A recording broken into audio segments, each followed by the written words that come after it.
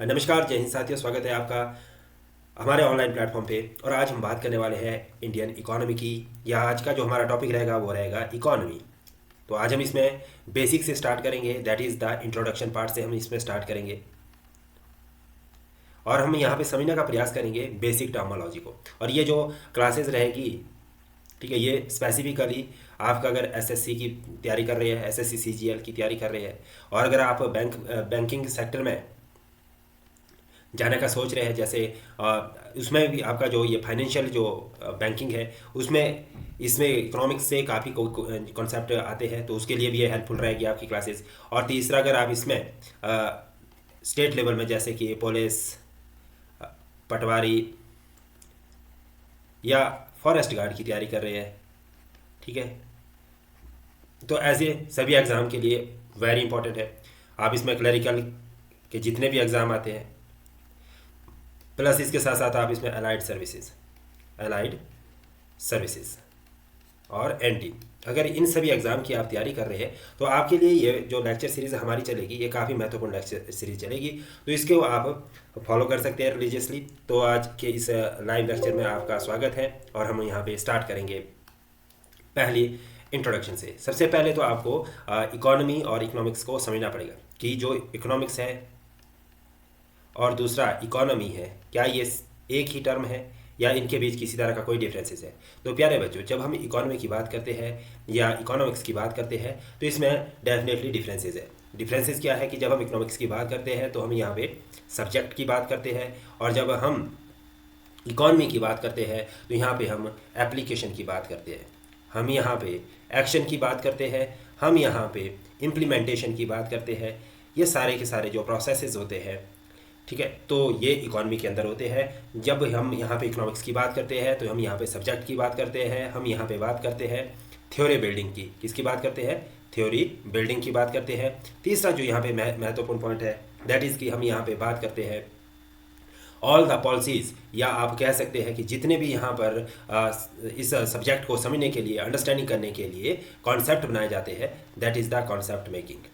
ठीक है, तो यहाँ पे various types of concept develop किए जाते हैं। This is our economics and this is all the जितनी भी हमारे पास यहाँ पे थ्योरी है, उसको जब हम प्रैक्टिकल एग्जाम्पल में हम इसको अंडरस्टैंड करते हैं, यहाँ पर क्या ये इसका प्रैक्टिकल है, तो प्रैक्टिकल हम कहाँ देखते हैं? वो इकोनॉमी के अंदर देखते हैं।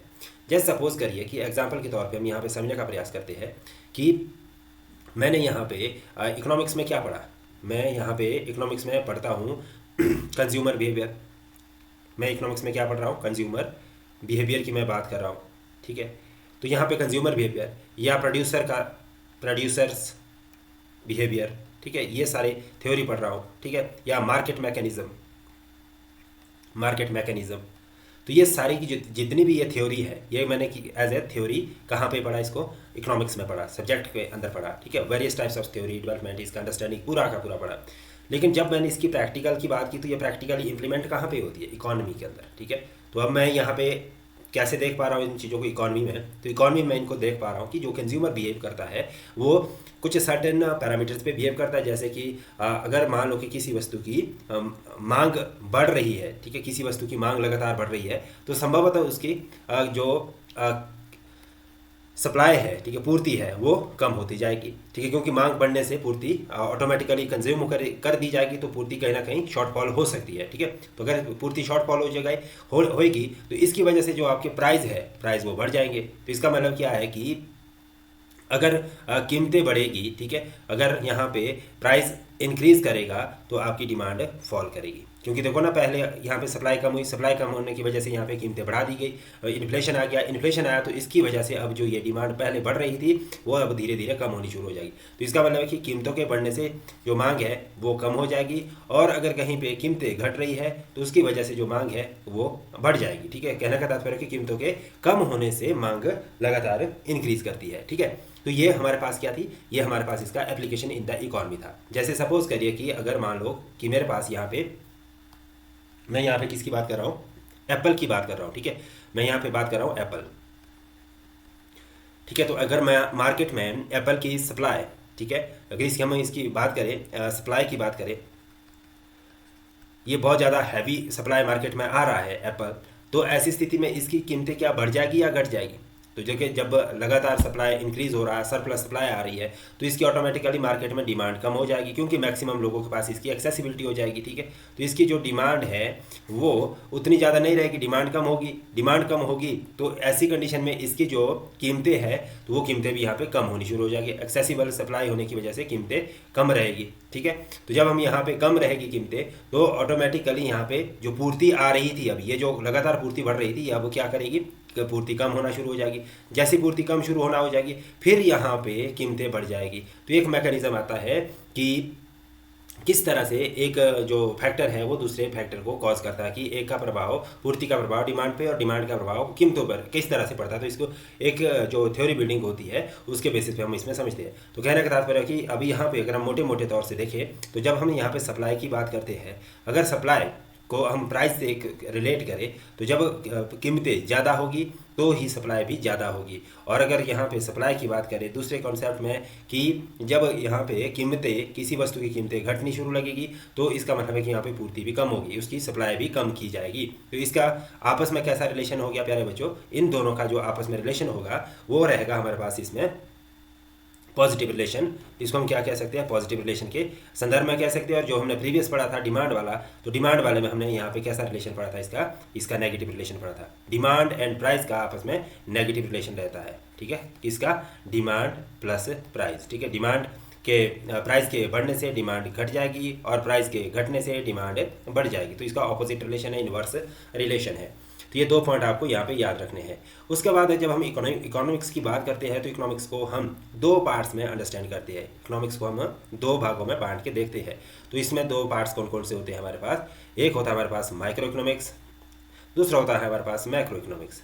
दूसरा कौन सा होता है, मैक्रो इकोनॉमिक्स होता है। जब मैं माइक्रो इकोनॉमिक्स की बात करता हूँ, तो माइक्रो इकोनॉमिक्स में हम इंडिविजुअल की बात करते हैं, individual unit, individual income, individual firm. ठीक है, तो इस तरह से यहाँ पे इंडिविजुअल की बात होती है। और जब हम मैक्रो की बात करते हैं, मैक्रो में हम बड़े लेवल की बात करते हैं, एज अ होल की बात करते हैं। तो इस तरह से एज अ मैक्सिमम, इसमें जैसे हम इंडस्ट्री की बात करें, यहाँ पे हम किसकी बात करेंगे, यहाँ पे हम फर्म की बात करेंगे, यहाँ पे हम बात करेंगे इंडस्ट्री की, यहाँ पे हम बात करेंगे इंडिविजुअल इनकम की या पर्सनल इनकम की, इसकी बात करेंगे हम पर्सनल इनकम की यहाँ पे बात करते हैं। जबकि हम यहाँ पे मैक्रो इकोनॉमिक्स में नेशनल इनकम की बात करते हैं। किसकी बात करते हैं, यहाँ पे नेशनल इनकम की बात करते हैं। ठीक है, नेशनल इनकम। तो यहाँ पे हम केवल और केवल एक फर्म की बात करते हैं, यहाँ पे हम इंडस्ट्री की बात करते हैं। एग्जाम्पल से समझेंगे हम। यहाँ पे एग्जाम्पल क्या है हमारे पास, एग्जाम्पल के तौर पे अगर आप देखें, तो एग्जाम्पल से अगर हम माइक्रो इकोनॉमिक्स की बात करते हैं और मैक्रो इकोनॉमिक्स की बात करते हैं, तो इसमें जो अगर हम इंडस्ट्री की बात करें और एक जगह हम फर्म की बात कर रहे हैं, तो माइक्रो इकोनॉमिक्स में कौन सा पार्ट आएगा, माइक्रो इकोनॉमिक्स में आएगा हमारे पास फर्म वाला पार्ट, क्योंकि हम यहाँ पे किसकी बात कर रहे हैं, इंडिविजुअल की बात कर रहे हैं। जो माइक्रो होता है इसका लिटरल मीनिंग क्या होता है, छोटा, मैक्रो का लिटरल मीनिंग होगा बड़ा। ठीक है, तो ये आपने याद रखना है।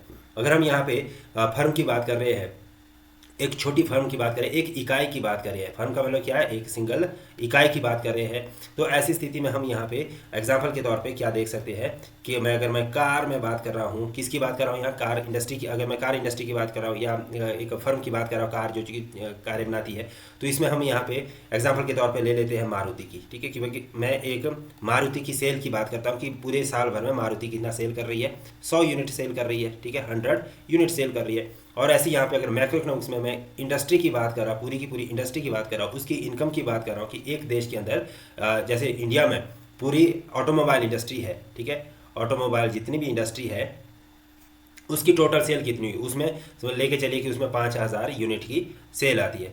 तो अगर हम इसमें बात करें तो ऑटोमोबाइल इंडस्ट्री में मारुति भी आएगी। ठीक है, इसमें आपकी हुंडई भी आएगी, इसमें आपकी दूसरी जो और है जैसे कोई भी है, टाटा भी आ जाएगा, है ना। तो ऐसे बहुत सारे जितने भी ब्रांड है, ठीक है, वो सारे के सारे इसमें इंक्लूड करके आ जाएंगे। ठीक है, तो ये पूरा का पूरा हमने इंडस्ट्री की बात की और बड़े लेवल की बात की, तो इसकी हमने एज ए होल की इनकम की बात की। यहाँ पे हमने एक इंडिविजुअल यूनिट की बात की। तो माइक्रो इकोनॉमिक्स हमें छोटे लेवल पे, इंडिविजुअल लेवल पे कैलकुलेशन को बताता है, और जो मैक्रो इकोनॉमिक्स है वो हमारे बड़े लेवल पे या मैक्रो लेवल पे अपनी जो इनकम है, एस्टिमेशन है, उसको बताता है। तो हम यहाँ से नेक्स्ट मूव ऑन करेंगे, that is our micro economics और मैक्रो इकोनॉमिक्स को समझने के बाद यहाँ पे हम अब इकोनॉमिक्स में हम 3 सेंट्रल प्रॉब्लम की बात करते हैं। इकोनॉमिक्स में हम किसकी बात करते हैं, 3 सेंट्रल प्रॉब्लम की बात करते हैं। 3 सेंट्रल प्रॉब्लम। अब 3 सेंट्रल प्रॉब्लम कौन कौन सी है? इसमें पहली जो प्रॉब्लम आती है वो आती है हमारे पास what to produce, what to produce. और जो दूसरी प्रॉब्लम आती है हाउ टू प्रोड्यूस। दूसरी कौन सी प्रॉब्लम आ गई? How to produce. तीसरी जो मेजर प्रॉब्लम है for whom to produce, for whom to produce. ये हमारे पास 3 मेजर प्रॉब्लम है प्यारे बच्चों। तो अब यहाँ पे अगर हम इसकी पहली जो प्रॉब्लम है सेंट्रल प्रॉब्लम, ठीक है, व्हाट टू प्रोड्यूस का मतलब क्या है कि हमने क्या प्रोड्यूस करना है, ठीक है, हमें जो आउटपुट है या प्रोडक्शन है, जो क्वांटिटी है कि हम वो कौन से वाली ले यहाँ पे, ठीक है। व्हाट का मतलब है क्या, क्या उत्पादन करना है, ठीक है। कि हमें इकोनॉमी की, जैसे अगर हम भारत की बात करें तो भारत में सबसे ज़्यादा ज़रूरत किसकी है? जब आज़ाद हुआ था 19 अगर 47 की बात करें तो उस समय देश के सामने सबसे बड़ी जो समस्या थी वो थी खाद्य समस्या। कौन सी समस्या थी? खाद्य थी, यानी कि फूड से संबंधित प्रॉब्लम यहाँ पे बहुत ज़्यादा थी। तो ऐसी स्थिति में यहाँ पर जो मेजर प्रॉब्लम थी वो थी फूड प्रोडक्शन की। तो यहाँ पे हमारी जो पहली समस्या थी वो थी खाद्यों की। तो इससे हमें पता चला कि भाई हमने जो पहला काम करना है व्हाट टू प्रोड्यूस में, वो करना है फूड प्रोडक्शन। अब इसमें दूसरा जो प्रॉब्लम था कि अब ये तो हमने डिसाइड कर लिया कि क्या करना है, पर कैसे करना है, तो उसके लिए हमारे पास टेक्नोलॉजी की बात आती है, यानी कि हम कौन सी टेक्नोलॉजी का इसमें इस्तेमाल कर सकते हैं, ठीक है, कौन सी टेक्नोलॉजी का यहाँ पे इस्तेमाल कर सकते हैं। जैसे कि यहाँ पे आप अगर आप एग्जांपल से इसको थोड़ा सा समझने का प्रयास करें तो यहाँ पे आप जो टेक्नोलॉजी का इस्तेमाल कर सकते हैं वो आप या तो लेबर का इस्तेमाल कर सकते हैं, यानी कि श्रम का इस्तेमाल कर सकते हैं, या दूसरा आप यहाँ पे मशीन का इस्तेमाल कर सकते हैं, या कैपिटल का इस्तेमाल कर सकते हैं, यानी कि पूंजी का इस्तेमाल कर सकते हैं, ठीक है। तो 2 तरह से आप उत्पादन करिए। अब आपको पता कि भारत बहुत उस समय बहुत दयनीय स्थिति में था। यहाँ पे टेक्नोलॉजी और मशीन या कैपिटल पूंजी का इतना ज़्यादा यहाँ पे इन्वेस्टमेंट करना पॉसिबल नहीं था। तो ऐसी स्थिति में सरकार के सामने जो अल्टरनेट बचता था वो बचता था लेबर का मैक्सिमम यूज़ करना। तो यहाँ पे लेबर को यूज़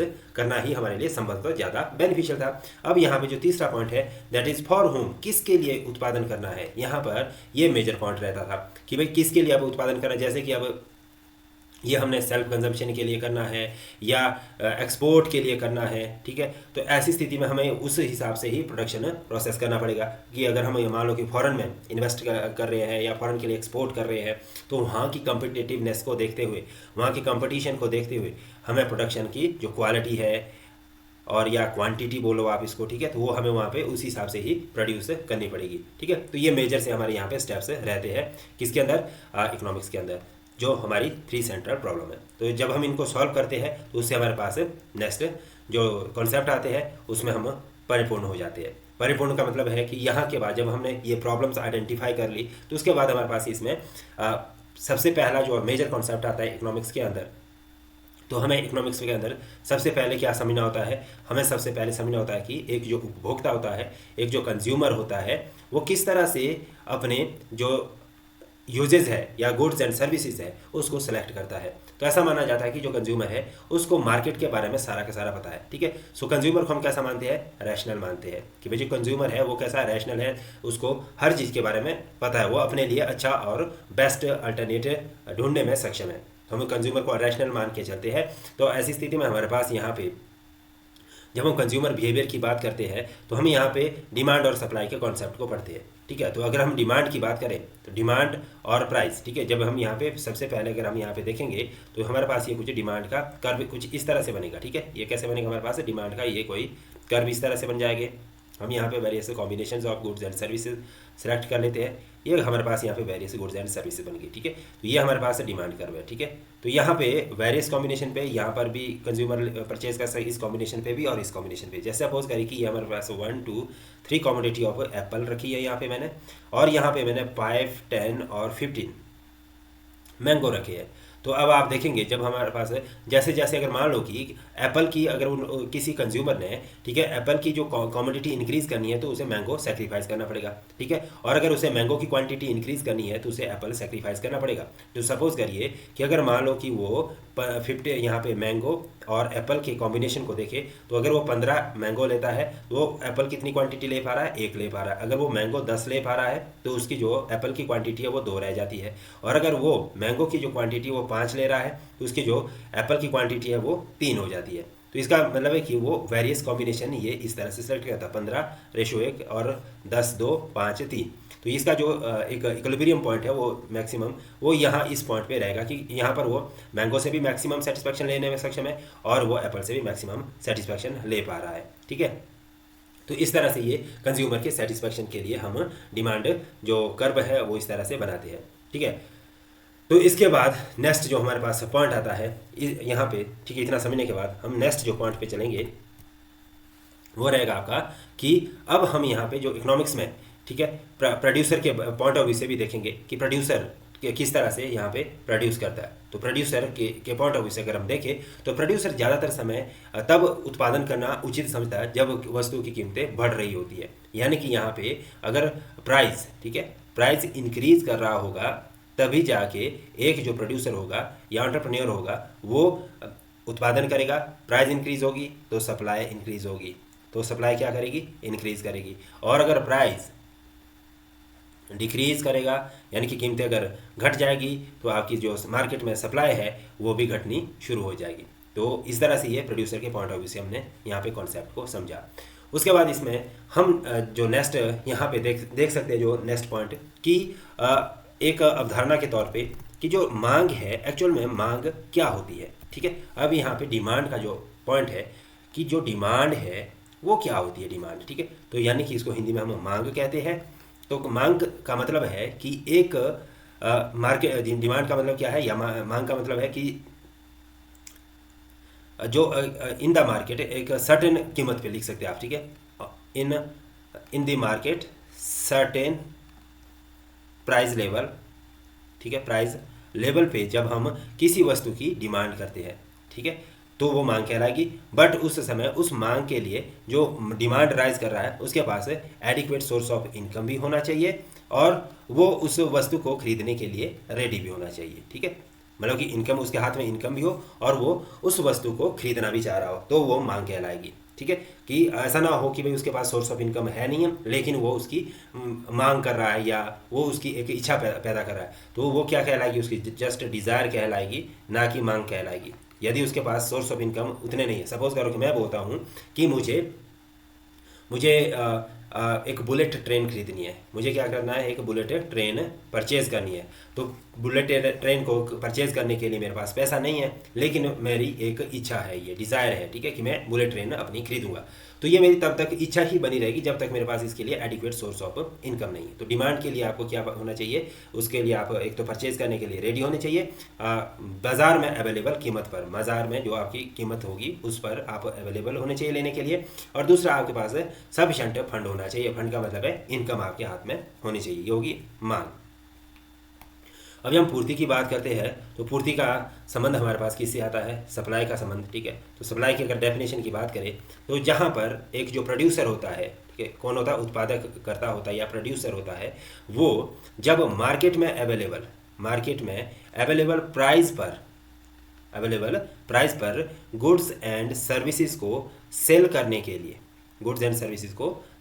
के लिए रेडी होता है, ठीक है। तो उसको हम क्या कहेंगे, सप्लाई कहेंगे, पूर्ति कहेंगे, ठीक है, कि भाई ये बाजार में पूर्ति की गई है किसी वस्तु एवं सेवाओं की, ठीक है। तो ये ज़्यादातर दोनों जो डिमांड और सप्लाई है वो पूर्ति के ऊपर, प्राइस के ऊपर, कीमत के ऊपर डिपेंड करती है। तो डिमांड और जो सप्लाई है ये किसके ऊपर डिपेंड करती है, प्राइस, कीमत के ऊपर डिपेंड करती है। और जो अगर हम डिमांड की बात करें तो ये इनवर्सली रिलेटेड है, ठीक है। और अगर हम यहाँ पे सप्लाई की बात करें तो ये डायरेक्टली या प्रोपोर्शनेटली रिलेटेड है, ठीक है। यानी कि ये पॉजिटिव रिलेशन है, ये नेगेटिव रिलेशन है, किसके साथ, प्राइस के साथ, किसके साथ, प्राइस के साथ या कीमत के साथ। तो प्यारे बच्चों, हमने इसमें आज जो इकोनॉमी का ये फर्स्ट लेक्चर था इसमें हमने बेसिक से अंडरस्टैंडिंग बनाई है और बेसिक सा हमने इसमें अंडरस्टैंड किया है कॉन्सेप्ट की भाई जो इकोनॉमिक्स है वो क्या होती है, इकोनॉमी क्या होती है और इकोनॉमिक्स के बेसिक से टर्म्स क्या क्या है, तो वो हमने आज इसमें कवर कर लिया है। और जो नेक्स्ट वीडियो होगी, कल वाली वीडियो होगी, उसमें हम इकोनॉमी का बेसिक से स्टार्ट करेंगे कि जो इंडियन इकोनॉमी है एक्चुअल में जो कि हमारे पास 1947 के बाद की सिचुएशन के बाद डेवलप हुई उसको भी समझेंगे और 1947 से पहले की भी जो हमारी इकोनॉमी थी वो किस तरह की रही उसके बारे में हम इसमें विस्तार में चर्चा करेंगे। तो आज के लिए इतना है, देखते रहिए और शेयर सब्सक्राइब करते रहिए। Thank you.